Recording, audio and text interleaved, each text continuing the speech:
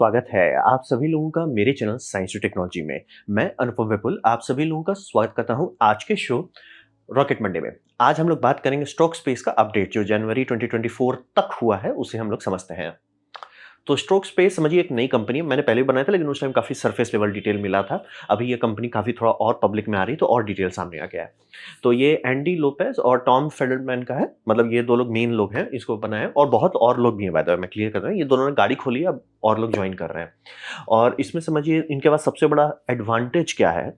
वो एडवांटेज ये है कि ये अर्ली स्टेज में काम किए हैं स्पेसएक्स में और ब्लू ओरिजिन में। तो मतलब समझिए इनके पास फाउंडेशनल नॉलेज है कि ये सब कंपनी एक्चुअली बना कैसे, चला कैसे और कैसे ऑर्बिट पहुंचा। तो आप कहोगे ब्लू ओरिजिन का क्या, ब्लू ओरिजिन का इंजन पहुंच गया ऑर्बिट। तो समझना बहुत जरूरी है कि एक्चुअल एक्सपीरियंस ब्लू ओरिजिन के पास भी है और स्पेस एक्स के पास भी है। और इससे ये फायदा होता है कि इनके पास सीरियस इन्वेस्टर पावर आया है, यानी कि सीरियस लोग सीरियस मात्रा में पॉकेट इनको दे रहे हैं कि आप टेंशन मत लो, आप बस बना के दे दो हमको। तो वो टेंशन नहीं। अब रहा बात कि कितने लोग इंटरेस्टेड हैं। ये लॉन्ग टर्म होता है। इन्वेस्टर आपको शुरू में पैसा देते हैं लेकिन आपको इंटरेस्ट दिखाना होता है कि लोग हैं थोड़ा ध्यान से देख रहे हैं, भाई तुम बनाओ हम खरीद लेंगे। तो वो इंटरेस्ट मतलब साइंड डॉक्यूमेंट नहीं लेकिन इंटरेस्ट की okay we are looking at it. उसमें नासा है और स्पेस फोर्स है। और स्पेस फोर्स समझना बहुत जरूरी है। स्पेस फोर्स को है ना कि मतलब नासा का कमर्शियल संभालता है और साइंटिफिक संभालता है। Space force weapon based system को संभालना है। तो उनको है कि स्पीड चाहिए। उनको एक फटाफट, अभी जैसे मान लीजिए चाइना ताइवान पे ढप्पा मारा, मतलब उसके बाद फिर चाइना सैटेलाइट जैम करने लगा, इनको तुरंत नया सैटेलाइट लॉन्च करना है जो वो जैमिंग को बाईपास कर दे। तो ये स्पेस फोर्स उस तरीके से सोचता है। तो दोनों का इकोनॉमिकल इंसेंटिव अलग अलग है। लेकिन अगर दोनों आप पे इंटरेस्ट से देख रहे हैं कि आपके पास शायद कुछ हो सकता है, तो मतलब आपको टेंशन नहीं लेना है। आप सामान बनाइए, आपका बिक जाएगा। Make it and they will come. और इनका समझिए लिमिट ये लो अर्थ ऑर्बिट पे नहीं कर रहे हैं, यानी कि इनके पास डीप स्पेस तक का भी प्लानिंग है जिसमें मून हो, मार्स हो, ये सब भी है इनके पास। तो स्टॉक स्पेस ये हो गया। अब बात करते हैं इनका फिलॉसफी कैसा है। तो मैं बार बार ये चीज़ क्लियर कर देना चाहता हूँ। जैसे हम लोग जर्मन इंजीनियरिंग बोलते हैं तो ऐसा नहीं है कि जर्मन इंजीनियरिंग के बुक अलग होते हैं compare to India. Same book है, सेम फिलॉसफी है, सेम हर चीज़ है, बस फिलॉसफी अलग होता है। इसीलिए बोल रहे हैं स्पेसएक्स क्यों सक्सेसफुल है कंपेयर टू सारे अदर कंट्री, क्योंकि बाकी सारे कंट्री का फिलॉसफी गलत है और वो सुधार भी नहीं रहे। ईसा के पास पैसा का कमी नहीं है, ना ही टाइम का कमी है, तो भी कचरा बन रहा है। और सेम का इसरो में भी हो रहा है कि पैसा का भी कमी नहीं है और ना ही टैलेंट की कमी है, लेकिन फिलॉसफी गलत है तो बस गोल गोल गोल गोल घूमते रहेंगे 1970 में।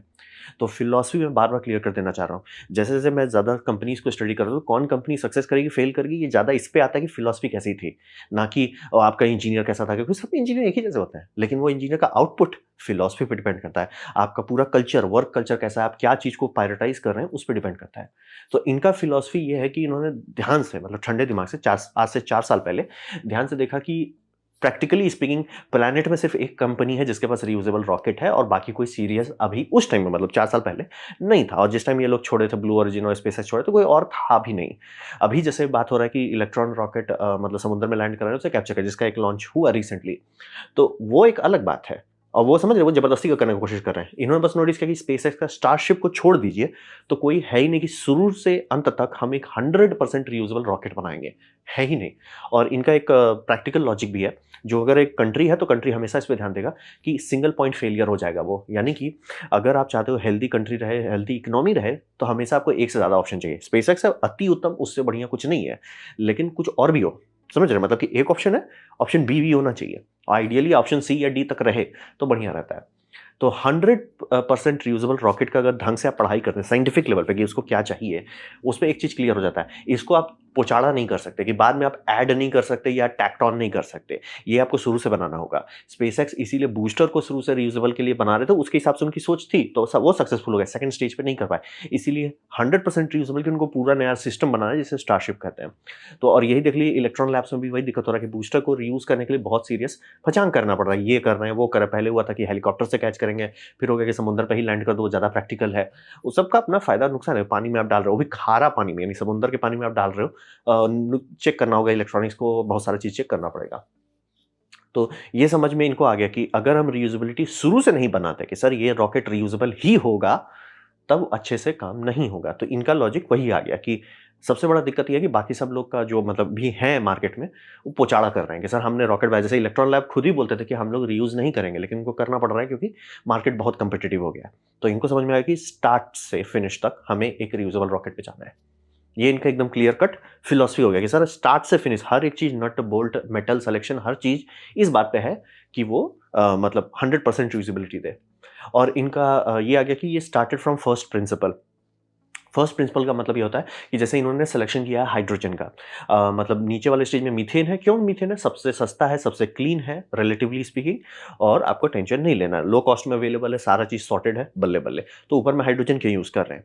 मतलब इनको 3 प्रोपेलेंट संभालना पड़ेगा, लिक्विड हाइड्रोजन, लिक्विड ऑक्सीजन और लिक्विड मीथेन, मतलब रॉकेट को लॉन्च करने के लिए। लिक्विड हाइड्रोजन का सबसे बढ़िया फायदा होता है कि वो बहुत ज़्यादा माइलेज देता है अपर एल्टीट्यूड में। बूस्टर का काम होता है ऊम्फ देना। तो अगर जब आपके पास ऊम्फ आ चुका है तो आपको स्पीड चाहिए, तो स्पीड कौन सबसे बढ़िया देता है? हाइड्रोजन। बोले ठीक है, लेकिन मीथेन से भी काम चल सकता है, आराम से चल सकता है, तो क्यों ये हाइड्रोजन यूज़ कर रहे हैं? क्योंकि ये री एंट्री के दरमियान मेटल हीट शील्ड इस्तेमाल करेंगे, और मेटल हीट शील्ड में आपको कूलेंट चलाना होगा। जैसे आप रॉकेट नोजल को ठंडा रखते हैं, वैसे आपको हीट शील्ड को ठंडा रखना पड़ेगा। फ़ायदा हल्का हो जाएगा, बेनिफिट बार-बार रीयूज़ कर सकेंगे, बहुत बढ़िया। साइड इफेक्ट, आपको कोई फ्लूइड चाहिए जिसमें आप हीट डंप कर सकें। हाइड्रोजन, लिक्विड हाइड्रोजन उस मामले में बेस्ट फ्लूइड है कि उसमें आप हीट डंप कीजिए, वो काफ़ी हीट अब्सॉर्ब करेगा, तब जाके उसका टेम्परेचर बढ़ेगा। तो वो काफ़ी बम है। तो वही सोचिए, ये सारा डेटा सेट को एनालाइज करने के बाद इन्होंने सर्च किया फर्स्ट प्रिंसिपल से। डिज़ाइन कॉपी पेस्ट नहीं है, पूरी तरह से कि हमें ऐसा करना है। मेटल हीट शील्ड क्यों? सिरामिक क्यों नहीं? सिरामिक चकनाचूर हो जाता है, मतलब बहुत बढ़िया, उसमें कोई डिस्कशन नहीं है, लेकिन चकनाचूर होता है। स्टील क्यों? स्टील बहुत स्ट्रेस बर्दाश्त कर सकता है, और अगर वो कूलेंट संभाल पा रहा है तो कोई दिक्कत ही नहीं है। और हमें कैसे पता कि वो नहीं दिक्कत है? सर रॉकेट, सारे रॉकेट नोजल वैसे ही चलते हैं, और रॉकेट नोजल ज़्यादा स्ट्रेस बर्दाश्त करता है रीहीटिंग के कंपेयर में। तो इनका फर्स्ट प्रिंसिपल पे आ गया, मतलब एकदम बेस पे आओ। और बूस्टर पे ये लोग लोड ज़्यादा नहीं लिए, क्योंकि पता है कि बूस्टर की टेक्नोलॉजी सॉर्टेड है। मतलब ब्लू ऑरिजिन का न्यू शेपर्ड से ले लीजिए, चाहे फाल्कन 9 स्टेज 1 ले लीजिए, बूस्टर सॉर्टेड चीज़ है कि सर ये हम लोग कर लेंगे, इसमें दिक्कत नहीं है। सेकंड स्टेज में दिक्कत होता है, तो सेकंड स्टेज में ये लोग पूरा मेहनत कर रहे हैं। फर्स्ट प्रिंसिपल से कि मतलब आप मतलब कैसे इस सेकंड स्टेज को रिकवर करेंगे। तो वही है, हीट शील्ड चाहिए और सेकंड स्टेज चाहिए, दोनों की शादी ज़बरदस्ती का घुसा के कर दी है। तो फर्स्ट हैंड से कर रहे हैं। और इनका एक डायलॉग जो सुना है, दिल से दर्द हो गया हमको इसरो के बारे में। लेकिन मतलब इन्होंने बहुत से बार नीचे वीडियो दिए हुए हैं कि एनी इंजन इज़ हार्ड। मतलब लॉजिक ये था कि जब ये इंजन नया, मतलब अपना बूस्टर के लिए इंजन्स डेवलप कर रहे थे, तो ये डायरेक्ट कूद के कि हम फुल फ्लो बनाते हैं। बोले भाई वो तो कॉम्प्लेक्स है, एकदम कॉम्प्लेक्स है, बम बम कॉम्प्लेक्स है, तो क्यों करना है? तो लॉजिक इनका जो दिए थे बहुत प्रैक्टिकल था कि हर रॉकेट इंजन हार्ड है। यानी कि इंडिया कल को जाके सोवियत यूनियन का इंजन ले आता है, यूक्रेन से उठा के ले आते हैं कि हम ये सेमी क्रायोजेनिक 200 बनाएंगे। हमको भी पैसा देना ही पड़ेगा, हमको मेहनत करना ही पड़ेगा, करोड़ों लगाने पड़ेंगे, सालों लगाने पड़ेंगे। जब इतना तांडव कर रहे हैं तो ढंग का क्यों नहीं बनाए? और ढंग का बनाने में फ़ायदा ये होता है कि आपका मार्क 1 कभी भी बहुत अच्छा नहीं बनेगा, हो ही नहीं सकता, फिज़िक्स नहीं अलाउ करता है। तो ये जब बनाएँगे तो उसमें फ़ायदा क्या होता है? इनके पास मार्जिन्स है। मतलब इनको पता है कि इंजन ब्लॉक 1 जो बना है, वो ठीक है सर, इंजन है, काम करता है, बल्ले-बल्ले। फिर कुछ दिन बीतेगा, फिर उसको रिफाइन करेंगे कि ठीक है, यहाँ पे ये पाइप फ्लो को ठीक कर सकते हैं, ये मैनिफोल्ड से इंप्रूव कर सकते हैं, ये टर्म, फिर उससे ज़्यादा पावर मिलेगा। क्यों? डिज़ाइन सही था। मतलब अगर आप सेमी क्रायोजेनिक इंजन 200 जो इंडिया ट्राई कर रहा है, उसको रीयूज़ करने की कोशिश करते हैं, उनको एक थर्ड प्रोपेलेंट का जुगाड़ करना पड़ेगा टी-टैप का, क्योंकि वो इलेक्ट्रिकली स्टार्ट ही नहीं हो सकता। डिज़ाइन पुराना था। तो इनका ये लॉजिक अप्रोच कि अगर हम इंजन बनाना चाहते हैं, तो उसके लिए बहुत पैसा और बहुत मेहनत करना ही पड़ेगा, तो क्यों ना ढंग का इंजन पे करें। Like thank you. मतलब ये बोलने में भी शर्म आता है कि एससीई 200 का मतलब लिटरली अब इसरो खुद ही फंसा हुआ कि यार हमको बहुत सारी चीज़ रीडू करना है। सर रीडू करना पड़ रहा है ना, तो शुरू से अगर फ्रेश बनाते तो सीख जाते कि हाँ, 0 से लेके 100 तक कैसे जाते हैं। अब आप आधा ले लिए, ना तो उसको छोड़ पा रहे हैं, ना तो नया बना पा रहे हैं। ये लॉजिक पे चला, इसीलिए मैं बार-बार क्लियर करता हूँ, फिलॉसफी ज़्यादा मैटर रखता है। पैसा नहीं है, आप देख लीजिए इसरो के पास ईसा के पास पैसा की कमी नहीं है, वो नासा से ज़्यादा पेमेंट करते हैं अपने रॉकेट साइंटिस्ट लोग को, तो क्यों नहीं बन पा रहा है उनके पास रॉकेट? फिलॉसफी का चला था। तो समझना बहुत ज़रूरी है। और वही देखिए कि ये नोज़ल वाला डिज़ाइन पे क्यों चल रहा है कि एक टर्बो पंप है, वो इतने सारे नोज़ल्स को क्यों फायर कर रहा है? क्योंकि इससे इनको फ़ायदा होता है, गिम्बल नहीं बनाना पड़ता, ठीक है? रॉकेट ऐसे हुई-हुई नहीं करना। दूसरी बात, ये सेंटर जगह पे ये हीट शील्ड रख देते हैं। इनको हीट शील्ड की ज़रूरत है, बिना हीट शील्ड के सेकंड स्टेज री-एंट्री नहीं कर सकता। समझ रहे? मतलब फर्स्ट एकदम फ्रेश स्टार्ट किए हैं। और इतना नॉलेज कहाँ से आया? क्योंकि ये लोग काम कर चुके हैं ब्लू ऑरिजिन में, स्पेसएक्स में। तो सारा चीज़ फ्रेश कर रहे हैं, मतलब बॉल्स के साथ कि सर हम ट्राई करते हैं ना, जब मेहनत करना ही है तो हम 1970 का चीज़ क्यों लेके मेहनत करें?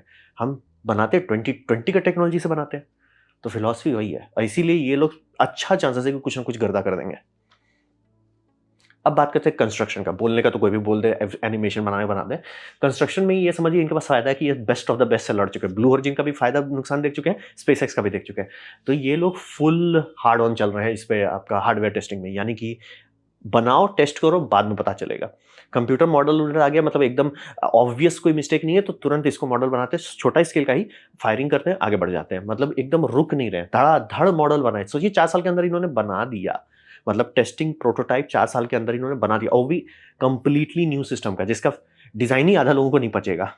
बना के फटाफट टेस्ट फायर कर रहे हैं, मतलब 0 टू टेस्ट फायर कितना स्पीड से पहुंचे थे, ये फास्टेस्ट है, समझना बहुत जरूरी है। और इनका एक मतलब इंजीनियर का क्लेवर लॉजिक आया कि इनको था कि टैंक टेस्टिंग करनी है, बूस्टर का डिजाइन को टेस्ट करना है, तो बूस्टर थोड़ा बड़ा है, ठीक है, होता है बूस्टर बड़ा होता है, आपको टेस्टिंग भी करना है, तो बात है कि बूस्टर हर एक्सिस में एक जैसा बड़ा नहीं है, यानी कि उसकी लंबाई बहुत बड़ी है लेकिन डायमीटर उतना नहीं है। तो इन्होंने बोला कि सर हम फुल डायमीटर बना लेते हैं, लंबाई उतना बड़ा नहीं बनाते। और ऐसा क्यों? जितनी चीज की हमकी टेस्टिंग करनी है, जैसे कि वेल्डिंग हो जाए, वेल्डिंग स्ट्रक्चर टेस्टिंग हो जाए, फ्लूइड इनटेक आउटटेक, मतलब जितनी भी इनको टेस्टिंग करनी है वो तो आप थोड़ा सा छोट नाटा वाले में भी कर सकते हैं, आपको उतना ही डेटा मिलेगा जितना फुल साइज में मिलेगा। तो इन्होंने सिंगल स्केल वेक्टर स्केलिंग कर दिया, यानी कि ये इतना होना चाहिए था, उसको छोटा कर दिया। ऐसा क्यों किया? सस्ता हो गया, आराम से रोड पे इसको बना के तुरंत टेस्ट करके तोड़ फोड़ के आगे बढ़ जाएंगे। ये मतलब सीधा लग रहा है कोई इंजीनियर बैठ के डिजाइन कर रहा है, कोई ऊपर सीईओ हुलुलु नहीं का, इंजीनियर नजरिए से बनाया जा रहा है कि देखो 90% चीज मिल जाएगा 50% पैसे पे, वो करना ज्यादा जरूरी है। बहुत स्मार्ट तरीके से ये लोग काम कर रहे हैं। मतलब बोल रहे हैं एक एक्सिस पे, मतलब रॉकेट आपने पूरा लिया, उसका बस छोटा कर दो ना। टेस्टिंग में फुल लाइन क्यों बना रहे हो, क्यों उतना मेहनत कर रहे हो? और ट्रांसपोर्ट करने में बोल रहे हैं बैंड बच जाएगी। स्पेसएक्स का फाल्कन 9 का सबसे बड़ा दिक्कत वही है कि बहुत ज्यादा पतला है। क्यों बहुत ज्यादा पतला है? क्योंकि स्पेसएक्स गरीब था जब उसे डिजाइन किया गया था, तो उसका दिक्कत यह था कि उसे इतना पतला बनाना था कि रोड ब्रिज के नीचे से क्लियर कर सके, यानी फ्लाईओवर हो, हर का यूएस में एक लॉ है कि इतना क्लियरेंस होना चाहिए, तो वो क्लियरेंस के अंदर उनको फिट करना था, इसीलिए स्टारशिप को मोटा बनाए हैं। तो इनको पता था ये सारा समस्या आएगा, तो उसके हिसाब से अडाप्ट कर लिए कि सर बहुत लंबा बनाएंगे, ज्यादा एक्स्ट्रा क्लियरेंस चाहिए होगा, छोटा बनाओ, टेंशन मत लो, आगे बढ़ो फटाफट। और वही लॉजिक पे चल रहे हैं, मूव फास्ट ब्रेक थिंग्स, मतलब फटाफट बनाओ, फटाफट तोड़ो, आगे बढ़ो, रोना नहीं है, हायतौबा नहीं करना है, फटाफट चलते जाओ। और फैक्ट्री साइट से इनका टेस्टिंग साइट बहुत नजदीक है, 3 घंटे की दूरी पे, मतलब इनका जहाँ फैक्ट्री पे, जहाँ पे ये लोग मिलिंग मशीन, ईएमडी मतलब ईडीएम मशीन्स रखे हुए हैं, ये सारा जितना चीज है सब फैक्ट्री हो रहा है, फैक्ट्री से मतलब गाड़ी में सामान डालते हैं, 3 घंटे अंदर लॉन्च साइट पे पहुंच जा रहे हैं, जहां पे वो टेस्टिंग करेंगे। रॉकेट लॉन्च साइट नहीं, मतलब वहां पे टेस्टिंग करते हैं 3 घंटे, फटाफट, टेंशन नहीं लेना, एकदम फटाफट सब चीज कर रहे हैं। और इनका बहुत अच्छा इंटरव्यू है जिसमें वो एक्जैक्टली एक्सप्लेन किए कि स्टेनलेस स्टील क्यों यूज कर रहे हैं, ना कि एल्यूमिनियम, जैसे बोले lithium aluminium alloy. Sir lithium aluminium alloy आपको ज्यादा कैपेसिटी देगा, ये बात सर्व सत्य है, बस प्रॉब्लम यह है कि वो आपका रॉकेट का दाम कई सौ गुना बढ़ाता है। तो कई सौ गुना बढ़ाने की जगह पे आप रॉकेट थोड़ा सा कई हजार गुना सस्ता कर लो। क्यों? स्टेनलेस स्टील वेल्डिंग करना भी आसान होता है, हर चीज उसका आसान होता है, और उसके बहुत सारे सप्लायर भी होते हैं, अलग अलग ग्रेड के भी मिलते हैं, तो टेंशन नहीं लेना है। बोलो लॉजिकली चल रहा है, मतलब एकदम इंजीनियरिंग से, फर्स्ट प्रिंसिपल से। फर्स्ट प्रिंसिपल का वही मतलब होता है कि ये किया जा रहा था इसीलिए हम कर रहे हैं, नहीं नहीं सर, इसको शुरू से आपको बना, आपको फ्रेश कागज से करना। जैसे जो इंडियंस का मेन कमी होता है, सादा कागज से हमारी फट जाती है कि भाई ये ब्लैंक कागज है, कोई बोल दे कुछ नहीं है तुम्हारे पास, आप यहाँ से काम करो। सर आप एक डूबती कंपनी दे दो, हम लोग उसे करोड़पति में बदल देंगे, आप 10 रुपया दो 100 करोड़ बना देंगे, लेकिन ब्लैंक कागज दे दो कि कुछ नहीं है, बैंड बज जाता है। ये लोग को एकदम उसी पे चल रहा है, ब्लैंक से शुरू करो। क्यों लिथियम एल्यूमिनियम के पीछे भाग रहे हो? सीधे ब्लैंक। अब बात करते हैं वो तो कंस्ट्रक्शन तक आया था, अब इनका टेस्टिंग भी चल रहा है। तो ये समझिए कि एकदम शाय नहीं है, एकदम टेस्टिंग करना है और फुल स्पीड पे चलना है, मल्टीपल चीज को मल्टीपल बार टेस्ट करना है। ये हॉप टेस्टिंग कर चुके हैं, 4 साल के अंदर ये लोग हॉप टेस्टिंग तक पहुंच गए। भाई तो वो स्पेस एक्स से ज्यादा फास्ट है, मतलब इन्होंने रॉकेट इंजन, स्केल इंजन बनाया, लॉन्च किया, टेस्ट करो, देखो, आगे बढ़ो, रुकना नहीं है। By the way second testing भी हो चुकी है, तो इसमें ये बहुत स्पीड से चल रहा है, और हर चीज़ का मल्टीपल टेस्टिंग है, जैसे कि रॉकेट नोजल का ये मतलब इंजन वाले में टेस्टिंग कर रहे हैं, ये हॉट फायर टेस्टिंग हो रही है, और एक्चुअली जल रहा है क्योंकि हाइड्रोजन बॉयल ऑफ होकर निकलता रहता है, तो उसको जला दे रहे थे। हर चीज को फटाफट करते जाना है। बोले 4 साल के अंदर 2020 से कंस्ट्रक्शन से यहाँ तक आने में सिर्फ 4 साल में आ गए, ये बहुत ज्यादा तेज है। ये मतलब इतना तेज है कि आप और हम लोग बात करते रहेंगे, एक दिन अरे भाई ऑर्बिट पहुंच गए सर, हो गया सर, टिकट इनको हो गया। तो वही समझिए कि नॉलेज बेस जो है इनका बहुत फटाफट बिल्ड करेगा, क्योंकि इनको समझ में आ गया मार कंप्यूटर सिमुलेशन के लिए वो हुलुलुलु ही रहेगा। फर्स्ट प्रिंसिपल ऑफ ऑपरेशन से चल रहे हैं, तो फर्स्ट प्रिंसिपल ऑफ ऑपरेशन जैसा ट्रेनिंग भी लेना पड़ेगा, यानी सामान बना के देखो, अच्छा बनाए, फूट गया, क्यों फूटा, अच्छा ये फूटा, इसको ठीक करो। बहुत मतलब ये बोल रहे एक्सपीरियंस ऑफ द एक्सपीरियंस लेके बैठे हुए हैं। और इनका है कि जो इंजन बनाना है उसको ये लोग कह रहे हैं ब्रेड बोर्ड इंजीनियर्स। इंजन जो लोग मतलब इलेक्ट्रॉनिक्स पे काम किए होंगे उनको पता होगा इस तरह का बोर्ड सब में हम लोग बनाते हैं, इसी को ब्रेड बोर्ड कहते हैं। ये जनरली इसलिए किया जाता है कि किसी चीज़ को सोल्डर वोल्डर नहीं करना, फटाक से जोड़िए, चेक कीजिए, आगे बढ़ जाइए।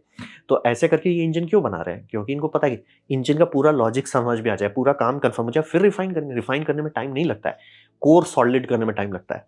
तो उसी के लिए ब्रेड बोर्ड इंजन फटाफट सॉल्व करते चलो। तो ये बोल रहे हैं, जिस स्पीड से, जिस राजधानी एक्सप्रेस पे ये बैठ के चल रहे हैं, बहुत ज़्यादा तेज है। 4 साल में यहाँ तक आना कि आप हॉप टेस्टिंग कर रहे हो, वो भी नए डिज़ाइन पे, जो किसी को समझ में नहीं आया। 1 मिनट, आपका एक टर्बो पंप है, उसके 30 नोजल्स हैं। बोल रहे हैं ना, मतलब जिस स्पीड पर चल रहा है वो स्पीड नहीं, वो उड़ रहे हैं, बहुत तेज उड़ रहे हैं। मतलब बोल रहे हैं आराम से जिस स्पीड पे चल रहे हैं, 4 साल के अंदर ये, आज से 4 साल के अंदर पहुंच सकते हैं ऑर्बिट पे, या मे बी री लैंडिंग पहुंच जाए 4 साल के अंदर। बहुत स्पीड चल रहे हैं और टेस्टिंग फटाफट कर रहे हैं। चीज है, बनाए, फूटा, कोई टेंशन नहीं, आगे बढ़ो, रुकना है ही नहीं। और ये ब्लू ओरिजिन का सबसे बड़ा मिस्टेक था। ब्लू ओरिजिन बहुत साल तक ये हार्डवेयर पुअर थे, मतलब 1-2 पीस बनाते थे, उस पर टेस्टिंग करते। इनको समझ में आ गया, नहीं भैया 10-20 पीस बनाते जाओ, टेस्टिंग करते जाओ, आगे बढ़ो, टेस्टिंग रुकनी नहीं चाहिए। और इनको था, बता रहे हैं कि मतलब जैसे हमने हॉपिंग टेस्ट किया, 30-40 चीज एक साथ क्लियर हो गया। ये हमेशा होगा इंजीनियरिंग में, बोलते हैं आप हुलुलुलु करो या एक्चुअली बना लो, और जब बना लोगे तो समझ में आ जाएगा, अच्छा ये प्रॉब्लम है। टेस्टिंग भी चल रहा है, बहुत स्पीड से काम कर रहा है। तो बात करते हैं भविष्य में क्या होगा। तो यहाँ पे समझिए, इनके पास जो फर्स्ट हैंड एक्सपीरियंस है, जो मतलब इनके सीईओ का है, आप देख सकते हैं फर्स्ट हैंड एक्सपीरियंस है कि ये एक्चुअली देखें रॉकेट कंपनी कैसे कुछ नहीं से आती है, और एकदम ओपनली बता रहे हैं कि ये कुछ साल पहले करना पॉसिबल नहीं था, क्योंकि टैलेंट पूल उतना नहीं था। अब चूंकि रॉकेट फील्ड में इतना अटेंशन आ गया, टैलेंट पूल हो गया, यानी कि लोग हैं।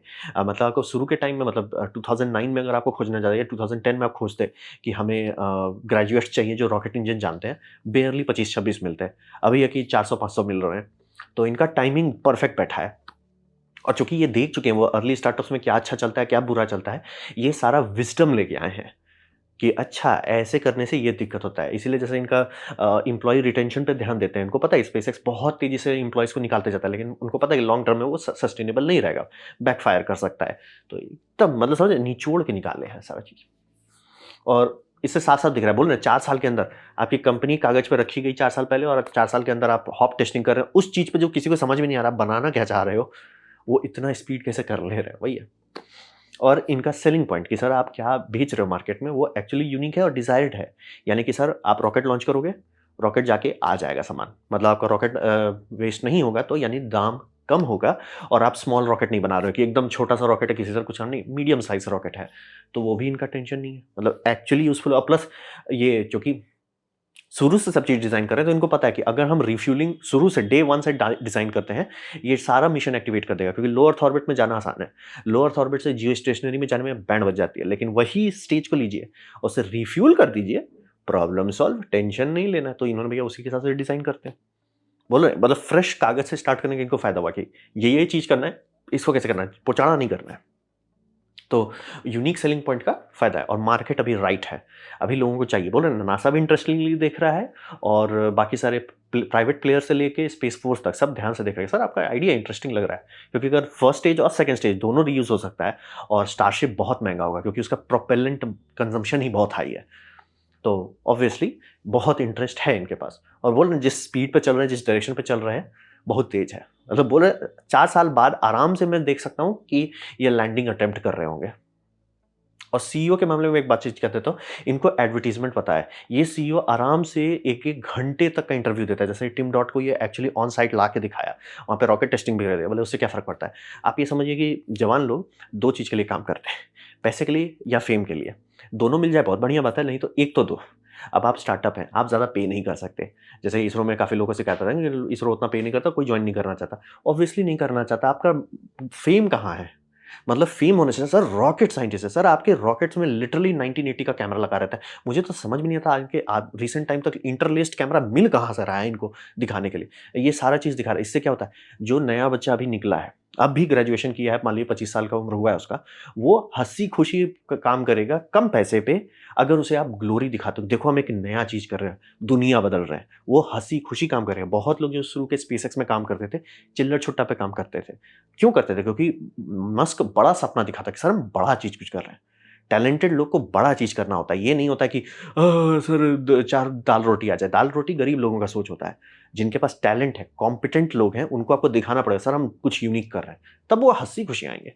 ये इसीलिए इतना इंटरव्यू पे मेहनत कर, मान लीजिए इसको कितना लॉस हुआ होगा, 1 दिन का लॉस हुआ होगा, साइट पे थोड़ा बहुत काम तो हो ही रहा है और जो मार्केटिंग में इतना इसका लॉस हुआ compare to marketing output free का।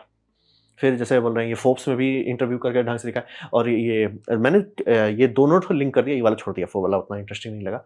मतलब 1.5 घंटे का इंटरव्यू है, ढंग से एक-एक चीज़ बता रहे हैं और उस चीज़ को नहीं बता रहे ऑब्वियसली जो प्रोप्राइटरी है, कि मतलब हमारा नोज़ल कैसे बना है वो ऑब्वियसली प्रोप्राइटरी है, लेकिन क्या लॉजिक है, क्या कर रहे हैं, कैसे और ये सब चैनल कौन देखता है? जिनको इंटरेस्ट है रॉकेटरी में और उसमें अच्छा चांसेस है कि वो स्टूडेंट्स आते हैं जो कल को जॉब खोजेंगे।